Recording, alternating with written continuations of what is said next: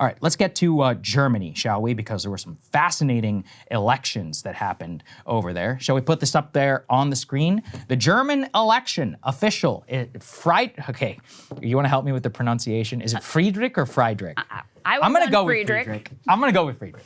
All right, Friedrich Merz, the Germans are going to crucify me for this, is set to become Germany's next chancellor, according to the exit polls and now the federal election results that we have learned. So this is actually super interesting because there's a couple of narrative things that are happening. You'll recall that J.D. Vance and Elon Musk had been supporters and or meeting with the AfD, the Alternative for Germany, the more right-wing party there that's very against immigration. This guy, Friedrich Merz, what I've read about him, he's kind of almost a Washington-type figure. He was in politics, and then he left to become a lobbyist, and then he came back after he became filthy rich, almost in a Trump way, where he's like, now I've made my money, and what I'm gonna do is I'm gonna save Germany from the AfD. That was really his goal. His goal was to transform the center-right party into a party that could subsume the concerns around immigration and around Ukraine, the economy, etc., into his party and to keep the AfD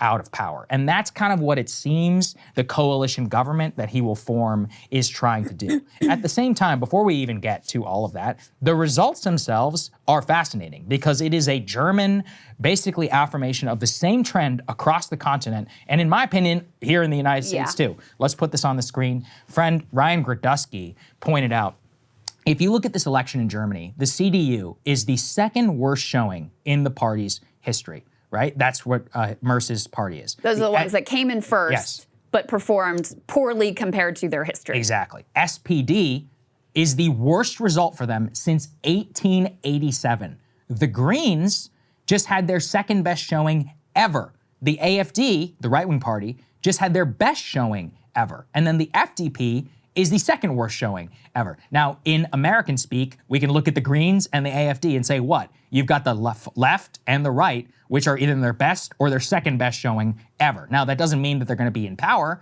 because what's happened is that the CDU is going to form a coalition with an alternative party to make sure that the AfD doesn't have access to those high government officials. But I still think that's pretty important in terms of looking at the explosion of support, both for the Greens and for the AfD. And in both, you actually see similar forces that are here in the United States and across the continent. So, for example, in France, where we saw the left-wing Socialist Party that did very well, while the far-right National Front was doing very well. Macron is completely under siege right now. We all know that whenever he leaves, whatever comes next, it will not look like Mr. Centrist that is over there. This guy, again, I don't want to claim that he's right-wing or any. He's very pro-NATO. He's very pro-Ukraine.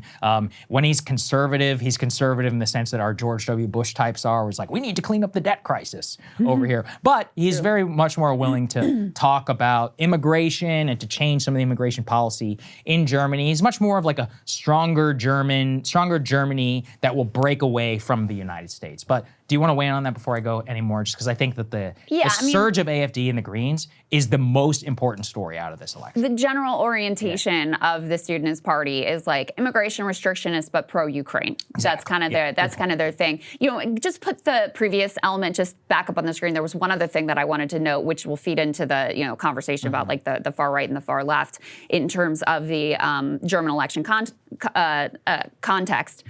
BSW is interesting too. So this is this break-off party started by this person who was previously part of the like far left party, and then positioned themselves as being like left on most issues and less like pro-Ukraine, but pro-immigration restriction. So you could kind of put them also in the bucket of these like far left and far right, upstarts, et cetera. And then, with the AfD, we'll show the map in just a minute, but there's a huge geographic divide. I mean, you look at these maps and it's East and West Germany, just like to a T. So that's, very interesting dynamic there as well. And they performed basically where the polls had them performing. So it doesn't seem like Elon or J.D. Vance's insertion into this election really particularly made a difference in either direction. No, yeah. I mean, that would, look, in general, if you're abroad and you're, voting because how J.D. Vance told you to, what are you doing? Like, you should be voting based on how you think for your own country. Yeah. If and anything, they've got plenty it may of have issues. Sparked a little bit of a backlash because they did not perform as high as they had at some point in some polls. So if anything, there was a little bit of a backlash. Right. But I mean, I think the best you can say is it didn't seem to make that much of a difference. Nor should it. Why should it? It's like people should vote on your own concerns. I'm not going to think what you care about our elections. If you look actually, though, in terms of the change since 2021, absolutely fascinating. So the AfD has experienced a 10.4% increase in its vote share since 2021. And the Greens actually lost a little bit, but still had their second best showing ever. The BSW, the CDU, and the left all experienced modest gains, but it's really the decline of the SPD, the centrist party, the center-left liberal party, that is the one that is most like the big headline out of this election. But what you're watching is the basically collapse of the center. And Europe is grappling. They're like, what are we doing here? And I think that's really interesting. So you pointed out that map. Why don't we put that up there on the screen? We'll go to the next part, please. This one, by the way, keep in mind, this was apparently from the European elections, European Parliament elections in 2024, not for the Bundestag, but it still shows exactly what you're talking about. Yeah. The divide between the two of East and West Germany. I am not a scholar or anything. I did read a book once which talked about this, about how basically about how the reunification of Germany is one of the least discussed, major political elements of political understanding in the West, as in it really wasn't that long ago. It was only 30-something years ago. Yeah. And the clear, stark economic differences between the two are really important because it gets to the heart of industrialization, being Western, how European you feel about Russia and Ukraine, communism, and all of that. And you're talking about generations, really, of that were split apart. So it does make sense as to how that would be. Also, economically, as I understand, is very, very different in terms of how they fare even today, some 30-some years later, which again makes complete sense if you were to split a country up for decades and then just throw them back together under different economic models. But it is manifesting itself very importantly politically. That was actually a Merkel ideological project before the mass migration into Europe during the refugee crisis. And a lot of German center-right people blame her for kind of splitting apart and opening up this can of worms. But whatever it is, it's been a decade-long march, I think, to where we are right now. Oh, at least, yeah. And I mean, the East-West Germany thing is really fascinating. I mean, Eastern Germany is more rural, less developed. Also, I mean, there was kind of a concerted effort from the Allies to destroy some of the industrial base in East Germany. The bombing of Dresden was devastating to the the economic prospects of East Germany, et cetera. And so, you can see the very long hangover both of World War II and obviously of the, reunification and how recently that is in terms of history. So that certainly plays a huge role here. In terms of Germany, part of what makes this election so important and interesting is there are few countries that were as impacted by the Ukraine war as Germany. Their economy really was quite reliant on cheap gas from Russia. Yes. And so, without that, energy prices have risen significantly. Huge cost of living issues. So you've got that. You have these longer-term structural issues with the German economy where they really kind of placed some of the wrong bets. They did not get in on the technologies of the future, right? Germans are known for their industrial production and for their auto industry. Yep. And the auto industry really just stayed set on gas-powered cars, really kind of turned up their nose at EVs. And unlike here, in Germany, first of all, they were selling a lot of cars into the Chinese market, and China now has their own burgeoning, very successful auto industry, including the best EVs in the entire world. And so that's been a problem for Germany.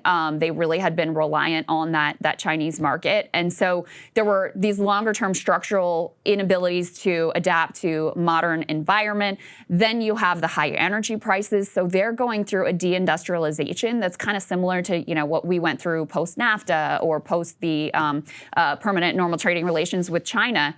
And that's putting an economic squeeze on. And then you layer on top of that, I mean, truly very, very significant levels of migration, quite a lot larger, per capita than even what we've experienced here, where their percent of the foreign-born population has gone up to 20%.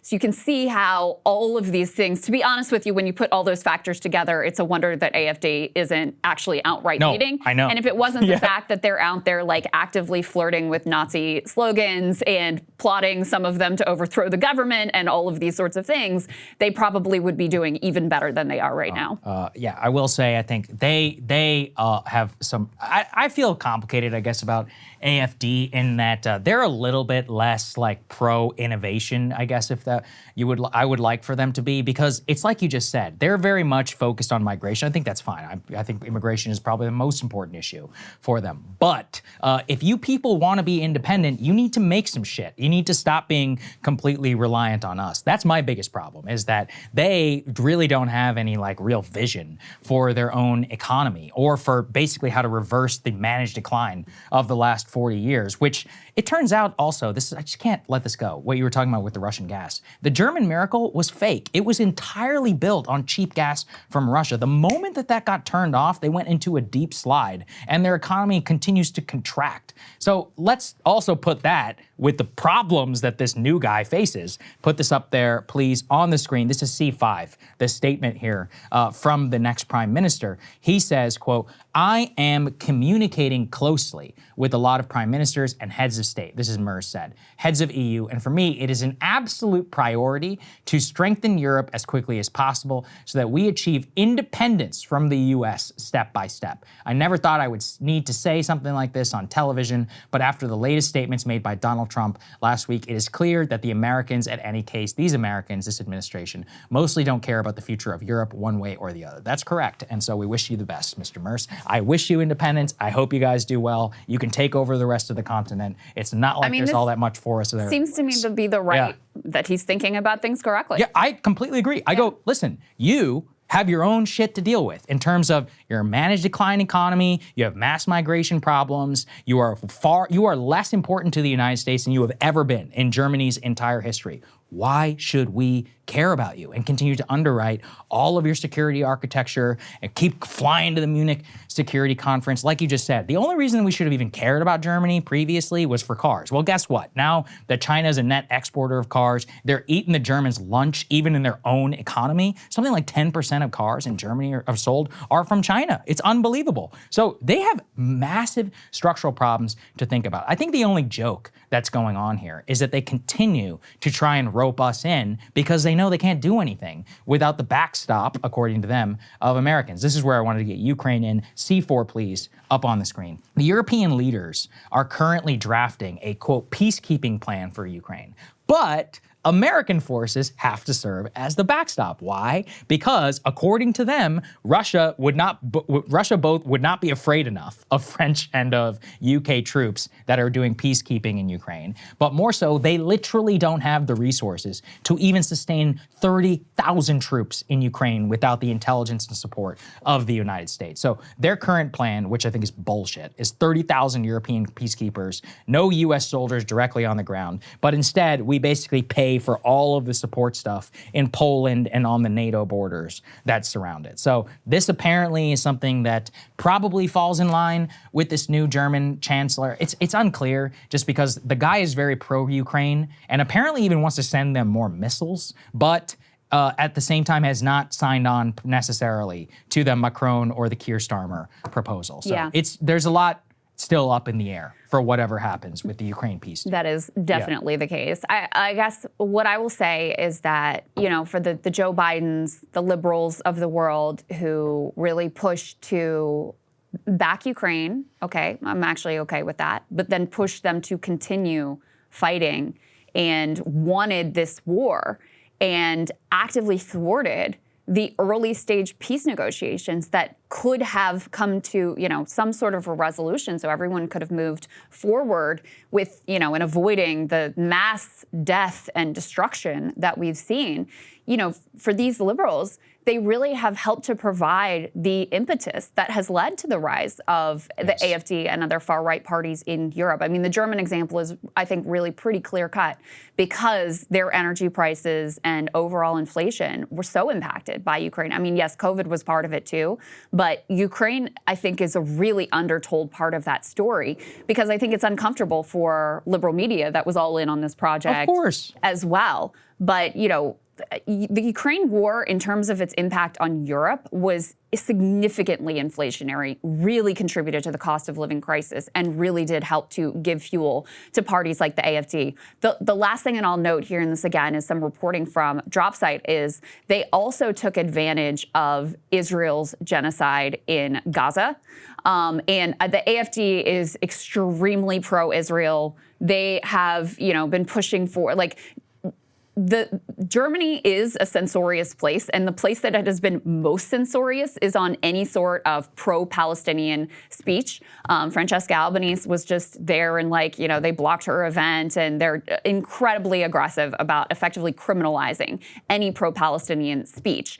And AfD has really seized on that and been a part of this movement, and that has also helped to bolster them. So all of these quote-unquote, like, liberal wars that Biden is really the primary actor here because everybody was following the U.S.'s lead on this, have done nothing but to help to further break down and the liberal order and bolster the far right throughout Europe. Yeah, it's completely their fault. I will also tell you, I'm not going to let the Greens off the hook. The Greens, it's, you know, my secondary thing, how are the Greens not winning this election? That's the crazy thing. Because the only reason that they haven't exploded in popularity is that many Germans are still pissed at them for being anti-nuclear and for the denuclearization of the country, which led to this explosion in reliance on Russian gas. So Greens, if you're listening, if you had just reversed your policy on nuclear, or if you at least apologized, come forward, and had asked for that, you could easily, I think, have won that election. Because Germans are liberal. I mean, look at them. Their social attitudes, the way that they think about the continent, even, yes, on migration, but they're way more permissive than even we are. They're much more polite. They're very, very into what you were saying, the censorious. Their post-World War II censor stuff on the books is nuts. That's another thing that annoys me about the AfD, the Israel stuff, is that the laws on the books in Germany today are basically meant to prevent, according to them, the rise of any, like, new Nazi party, but they use it to basically ban anything that they deem socially unacceptable. Famously, they would ban, like, Tom Cruise for Scientology, stuff like that. But the laws are just incredibly expansive, and you can use them against anything. So, for example, they've been used in the past against right-wing activists, and now they're using them against these Palestine folks. But, you know, to cheer on being censorious, or it's just, you're leading to your own destruction. That's what keeps the center alive in Germany, is a lot of the managing of media and of public opinion. It's part of the reason why our country's a lot more raucous, I think, is that, yes, even with all of our free speech problems and all of that, it's still a way more free place than most countries in Europe. We're allowed to have much more raucous debates than anybody else. Mm-hmm. All right, some of them here on this show even. Oh yeah, that's nothing compared to what, if we were German, we would be going at it. I can't imagine. I admire the Brits in that regard. You know, the Brits, they're still, like, the way their interviewers are so aggressive. What's that guy? People don't get their feelings hurt in the same way. I respect that, you know? Who's that guy from the BBC?